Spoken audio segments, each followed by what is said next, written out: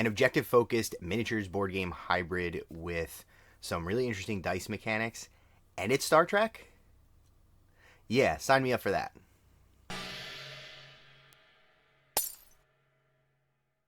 What's up, everybody? Jeff here, and I have been a Star Trek fan since pretty much as long as I can remember. I grew up watching The Next Generation and Voyager, and my love for Star Trek has never really died.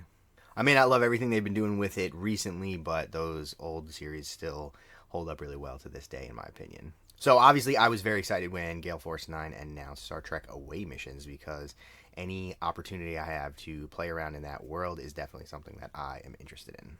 Gale Force 9 was actually cool enough to send me over a copy of the game as well as some of the expansions to check out. So I want to talk a little bit about that and why I was surprised about a couple things that I found out along the way. Now, to be honest, when I first saw the miniatures for this game, I wasn't super happy with them. They have this really chibi look to them where the proportions are really, really exaggerated and they have these kind of big heads. And in the renders, they really weren't doing it for me. But I have to say, once I got them in my hands, I actually liked them quite a bit better. I would always prefer something with realistic proportions, but I think they look better than they do when you kind of see the digital renders. And once you get them in your hands, a couple of them I actually like quite a bit, especially Worf. He's really dope. So in the core box, you're going to get a crew from the Enterprise as well as 6 members of the Borg, including Locutus, which is Jean-Luc Picard turned into a Borg.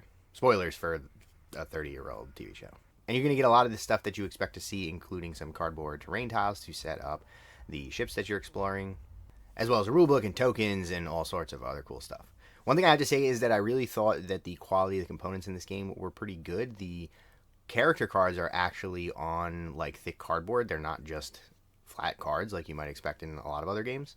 And they have this cool mechanic that I've seen used in a couple of other board games where you have little pegs that you actually put into your stats on the board to kind of track things that are going to change. We'll get to that in a minute. But I like that little extra tactile element, and I like the fact that the cards are a little bit thicker, so they'll probably stand up a little bit better, and they're easy to kind of move around when you need to use them on the table. You also get a bunch of cards because this game actually has a little bit of a deck building mechanic to it. But again, we'll touch on that in just a bit. Overall, everything in the box I thought was really nice quality, and as far as the miniatures go, they're pretty standard as far as board game miniature quality goes. I didn't see any major issues with like mold lines or connection points or anything like that, and there was an okay amount of detail on them. Nothing spectacular, nothing to write home about, but definitely they will get you by, and it's kind of cool to have some of these characters that I've known and loved for a very long time. So I would say the components in the box were a bit better than average, and I would say the miniatures themselves were about average. As far as the rulebook is concerned, I thought that it was pretty cool the way that they set this up, because we have a set of quick start rules that jump you right into a tutorial mission where you don't have to do any deck building. You can just kind of jump right into it and use some slightly simplified rules. Really not that simplified in the grand scheme of things, but a little bit easier to learn. And it's really only a handful of pages. It took me about 5 or 10 minutes to read through it and kind of understand how to play a basic game. The full rulebook is a little bit longer than that, but really not by much, and I think it's laid out very well, and it is pretty easy to read through. They have a bunch of examples that sort of demonstrate some of the slightly more complicated mechanics, but on the whole, I think it's really good. And unfortunately, I've read some pretty bad rule books for board games that are laid out poorly or are confusing or translated wrong or something like that. And aside from, I think, 1 or 2 grammatical issues that I found in this book, it was super easy to read. It was clear, and I think I got a good handle on the game very quickly. It definitely seems like a lot of the depth of the game is going to come from some of the specific mechanics and some of the cards that you're going to get while you're playing. And they get you access to special equipment as well as different mission objectives. But the core rules themselves are pretty straightforward. There's really not a ton to it. So like I said, you can spend about 10 or 15 minutes reading through this and pretty much know the basics of how to actually play the game. Now, when I first saw this game, I thought it was going to be similar to a lot of other sort of dungeon crawl-y type games. Even though it's obviously a sci-fi setting, it's not really a dungeon, but you know what I mean. But it turns out this is actually a little bit more like a skirmish miniatures game, in my opinion. So first of all, it's not a cooperative game, and it's not a soloable game. You actually have to play with at least 2 players, although there are scenarios for 3 and 4 players. And the idea is, by default, you'll be playing the characters from the Enterprise against a group of the Borg. So that was a little bit unexpected, but I thought it was kind of interesting and cool. And another thing that got me pretty excited about this was that this is not a game where you're just going in there to try to kill your opponents. It's not just a deathmatch game. There's actually several objectives, some of which involve combat, some of which don't.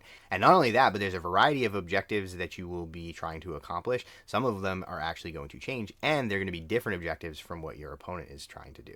I think that's really awesome. I think asymmetrical games are super interesting because it means that not only do you have to try to remember what you're trying to accomplish, but also try to figure out what your opponent's trying to accomplish and figure out ways to stop them from doing so. And the narrative hook here is that this is taking place after the Battle of Wolf 459, which, if you are not a Star Trek nerd, basically this is when the Federation encountered the Borg, had a huge battle, and just got absolutely destroyed. So now all the different civilizations involved in the game are kind of picking through the wreckage of this battle to try to find clues as to what happened, salvage technology, kill opponents that they might find trying to do the same thing, all that kind of good stuff. And so the way that it actually works when you're playing a game is you are going onto a ship to try to accomplish some particular goal. If you are playing as the Federation, then it means that you are trying to salvage some technology, or maybe acquire some secrets that are going to help us try to fight off the Borg. And the end goal is to try to protect Earth and the rest of Federation space from the Borg. And if you're playing as the Borg, then your goal is obviously the exact opposite. You're trying to assimilate everything that you possibly can, acquire technology, and eventually make your way to the core of Federation space to get more of the sweet, sweet human juice. So those things sort of represent your primary goals, but then you're also going to have a deck of cards which have a bunch of secondary goals that are worth different amounts of points, and you're going to draw them when you play and try to accomplish those in addition to your primary goal. Now, mechanically, this can mean a whole variety of things. It might be something like finding a particular console in a particular section of the ship and passing some sort of skill check, or it might mean doing something in combat like destroying your enemies or assimilating some humans if that's your forte. I really like the fact that there's a lot of variety to the objectives, and it also means that there's going to be a lot of dynamic gameplay because it's going to have you moving around to different parts of the ship, engaging in combat, trying to find particular terminals to hack, all kinds of different stuff. You're really not just going to be able to kind of hunker down in one section and fight it out or something like that. And if you're familiar with games like Malifaux, then you know that that makes the game feel a lot more strategic because you're always trying to work towards a bunch of different objectives at the same time, and it means that you can't just focus on one specific thing and do that really well and then kind of ignore everything else. To be honest, it's a little bit more than I expected out of a game like this. In the past, most dungeon crawls, even though, again, this isn't really a dungeon crawl, but most games that look like this, you are primarily either trying to get to a place or you're trying to kill all of your enemies, whereas in this game, it's definitely a little bit more to it. And again, that's why I say that it feels a little bit more like a skirmish game along the lines of something like Malifaux than it does like a typical dungeon crawl. Now, a couple of other mechanical things that really stood out to me that I thought were interesting. The way that you resolve combat is super cool. So the way that it works is different stats and different abilities are going to augment the number of dice that you're going to roll. And then you're going to roll a pool of d6s, anywhere from 1 to 6 of them. You then take all your results and line them up in descending order. So if you rolled 6s, 5s, 4s, down the line. Then if your opponent has a defense value, they're going to do the same thing. They're going to have a pool of dice. They're going to roll them all and then rank them in order as well.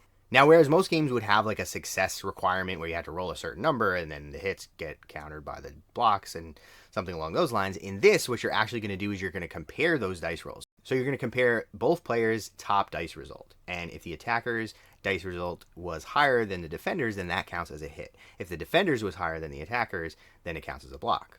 And you go down the line comparing the first dice, then the second dice, then the third dice, etc., doing that each time to see if there was a hit or a block. Then any that are left over on the attacker side, if they rolled more dice, have to be at least a 4 or higher in order for them to go through uncontested. And of course, any results that the defender rolled extra, if they rolled more dice, are just ignored.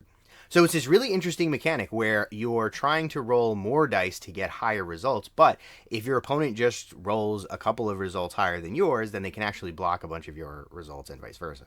In that sense, obviously, rolling more dice is always going to be better, but there is still a chance that somebody who's rolling fewer dice is just going to spike a couple of 6s. And if the other player rolls a bunch of low numbers, it's not really going to help them.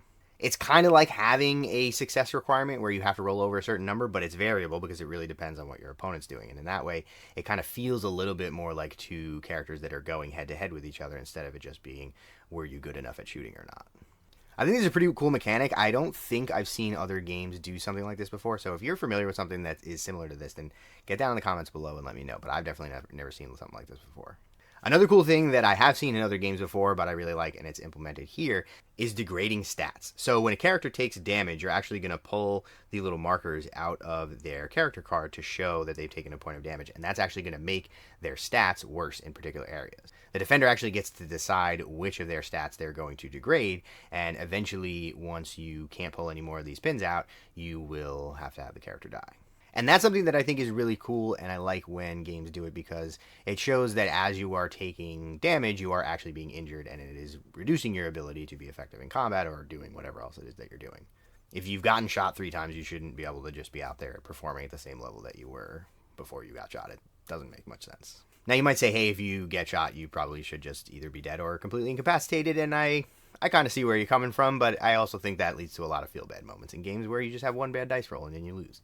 So I think this is an interesting middle ground, and most of the characters don't have a ton of health. You're not going to be able to take a lot of damage, but it is going to show that as you are getting hurt, you're not going to perform as well. So I think that's something that's pretty cool. It also means you're going to have to make some interesting choices about which of your stats you want to allow to degrade and which you want to try to protect so that you can accomplish whatever objectives you're trying to do. Now, the last thing I want to say about this game is that it is absolutely oozing with Star Trek-y goodness. I think a lot of times games like this can just kind of be trading off of the name of the intellectual property that they're using, and there's really nothing about it that makes it tied to that particular IP. It's just sort of a skin that they put over an otherwise pretty generic game. But in this case, I don't think that is true. Not only are there a lot of things that are very flavorful for Star Trek, like the characters and the items that you get and the scenario and all that kind of stuff, but some of that I think is even reflected in the actual mechanics of the game. Of course, there's the fact that Star Trek is not really about combat in the way that some other sci-fi properties are.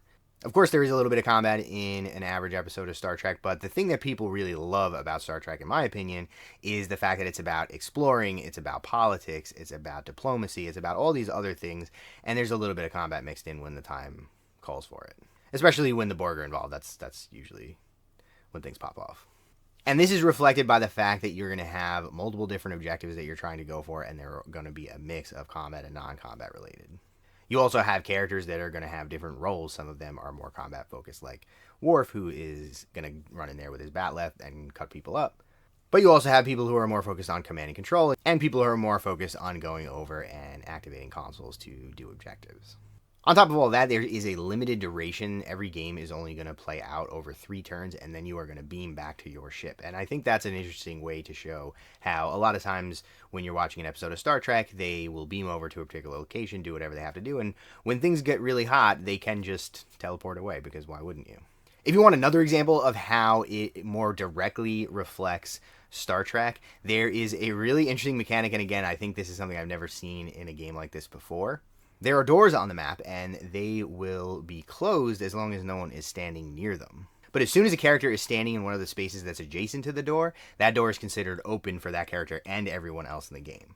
And I think that's a really cool reference to the fact that Star Trek is kind of well known for having automatically open doors, and apparently that was like a big deal back in the 60s when the original series ran, because we didn't really have automatic doors at the time, so it was considered really futuristic and cool. And now that's something that a lot of us just take for granted, but it's something that you always see in Star Trek. It's very common. You see it all the time, and I think it's really funny that in the game you don't actually have to open the doors. You just have to stand next to them, and they open by themselves. Very Star Trek, very cool, and I think it probably works very well as a mechanic in the game. Now, to make things even more exciting, in the core rules for the game, they show that there are Klingon and Romulan expansions available, which allow you to play as different factions in the game. And like I said, there are rules to play for 3 players or 4 players. But it being a Star Trek game, you know that they had to appeal to the hardest of the hardcore fans and put out some original series expansions. Now, I'm not exactly sure how that gets justified in terms of the rules, but we've seen some weird timey-wimey shenanigans in Star Trek before, so it's not super surprising that we got a Scotty and a Captain Kirk expansion, and Gale Force 9 also sent me over a copy of those, so I got to check them out. Now, this is really cool, and even though I wasn't around at the time, my dad was a big fan of the original series, and I did go back and watch it all. And I gotta say, it is corny and it's cheesy, but it is really good. If you haven't watched it, I highly recommend that you actually go watch it. It is worth your time. These expansions come with all the characters that you want to see, like Chekhov and Uhura and Spock. and they come with everything that you saw in the core game, including the standees for the characters, the little character cards, as well as decks that you can build to play with in the game. Now, on the subject of those decks, you are going to get a starter deck that is kind of a pre-built, ready to go way to jump right into the game and start playing, and that's comprised of both the mission objectives as well as the item pickups. But they also come with additional cards that you can swap out for the existing deck, and there are some rules about how you can do your deck building, but this is a way that it's going to allow you to customize some of the abilities that you have as well as the objectives that you're going to be trying to accomplish, which I think is pretty cool. Now, because both of these expansions are for the Federation, as far as I know, all of the cards in these decks will be interchangeable with the ones from the core set. So if you're playing as a Federation, you're going to have a lot of options to mix and match some stuff out, and I'm sure there's a little bit of redundancy in there. I didn't actually check. But still a very cool idea. And along those same lines, there are actually characters in the game who are called specialists, and these are characters that you're actually allowed to use in different crews, so you can kind of mix and match them. They don't have to play in the same crew that they come in the box with. Lots of really cool stuff. I am getting really excited about this, and I'm going to have to find another Star Trek nerd who wants to play this game with me. I haven't actually had a chance to put it down on the table yet and put it through its paces, and I'm looking forward to doing so, but most of my gaming friends somehow are not into Star Trek, which seems like a crime. I might have to see if I can get my dad or one of my sisters to play with me because they're all into Star Trek. But in the meantime, let me know what you think about Star Trek away missions. What characters would you like to see added to the game? And do you think that this design space is interesting? It's something like a slightly lighter version of a skirmish miniatures game, or a little bit more of an intense version of a miniatures focused board game. It's kind of occupying this middle ground, and I think it's really interesting, and I think it's kind of cool. It might be something that's good for introducing people who are into board games but not miniatures games too. Maybe it'll kind of bridge the gap, and I think that the Star Trek IP will go a long way for the right people to getting them interested in the game. I'm going to check it out, so stay tuned to hear more of my thoughts when I've had a chance to play it. If you enjoyed this video and found it useful, then make sure you are subscribed to the channel. Give it a like and consider sharing it with some folks you think might find it interesting. There's a whole bunch of important links in the description below, including a bunch of affiliate links where you can shop through a couple of different companies and make some purchases, and you will be supporting the channel directly at no extra cost to you. There's also a link for my Ko-fi if you want to give me a quick tip, or my Patreon if you want to support the channel more regularly, and there's all sorts of different benefits that you can get to go along with it. Other than that, there's a link for the Discord. Come check that out, hang out with me and the rest of the community, and talk games. We are always excited to have more folks over there hanging out with us. And most importantly, I want to send a huge thank you to the Extremely Cool Kids tier on Patreon, the Steam Powered Scoundrels, Dogmatize, and Devin. And thanks for watching.